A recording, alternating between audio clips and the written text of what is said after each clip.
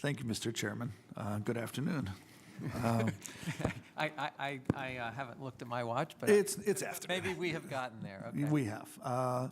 Again, going back to some conversations we've had in the last couple of weeks with Secretary Rivera, we had some discussions about educational access programs. And I was kind of curious as to a line item that it was sitting about $7-8 million a couple of years ago, and we increased it in 16-17 to $23 million to cover a $14 million payment to Erie. Right.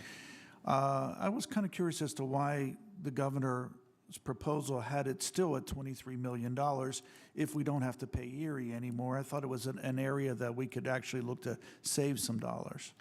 This is an area, and where that final appropriation lands is probably an unknown at this point as we begin to engage in conversations.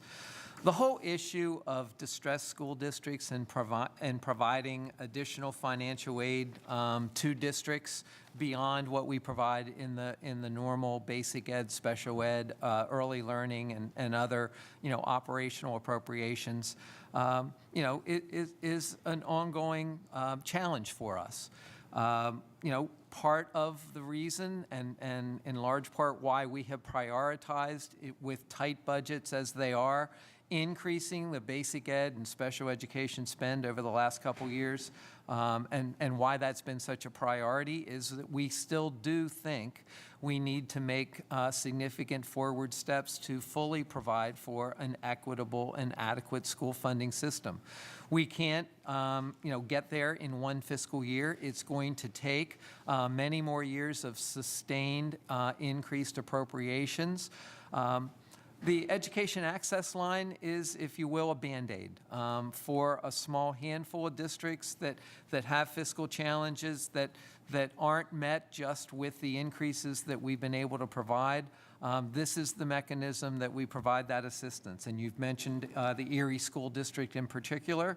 There are a couple other school districts that are on our watch list, so to speak. Okay, so you do have some that you feel may be identified, because I've seen payments out of that line item that weren't solely for distressed school districts.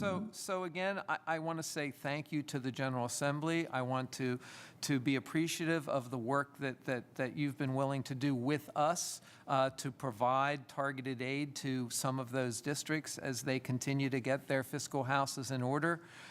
Look, we hope to get to a day, and if we can continue to provide that sustained increased support to local school districts over the course of the next several years, we would hope to get to the moment where that line item is not necessary at all. I would hope that would be our goal. I would hope that would be the case, and I'm not certain if I would allocate funds for potentially distressed school districts if we don't have them identified already. If we are going to increase, especially because we've reduced the $14 million payment already, I would rather see that money somewhere else. Shifting gears just briefly, I do agree with you that your goal was to have a severance tax, and that would have been something you would prefer to see. And we did provide you unfettered access to decide what special fund to pull the money from. I agree with you wholeheartedly on that. I just want to know, do you feel that there were no other special funds that you could have transferred the money out of?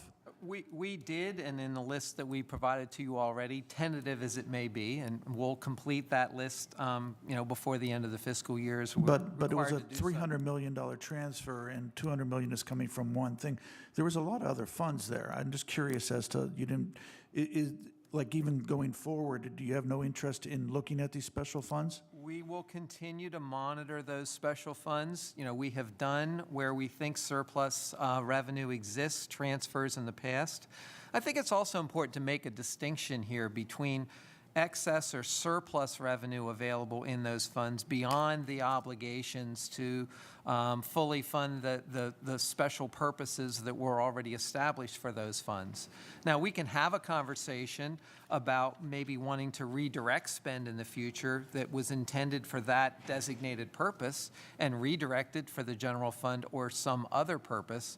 But that's not what we were talking about here for the current fiscal year. We were talking about actual surplus funds that were available that were not necessary to maybe meet the obligations of the whatever special purpose was already prescribed, within those dollars, and the basis for which the revenue was collected to support those special funds. Because I do know we spent a great deal of time pouring through all these different special funds, and although I wasn't a huge supporter of the idea of the $1.2 billion, we've had that discussion in the past, I do feel there may have been alternatives other than where we landed, so.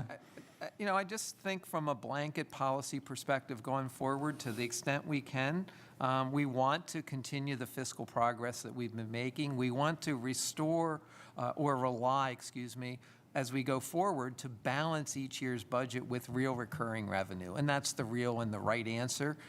We've made substantial progress toward that goal, and hopefully that progress continues. So in future fiscal years, we don't have to have this kind of conversation. And I won't disagree with you, but I will say this, that I believe there's two sides to that equation, that you do need recurring revenues, but also you could always look at evaluating your cost structure and where you're spending dollars as well. That's absolutely, we agree with that.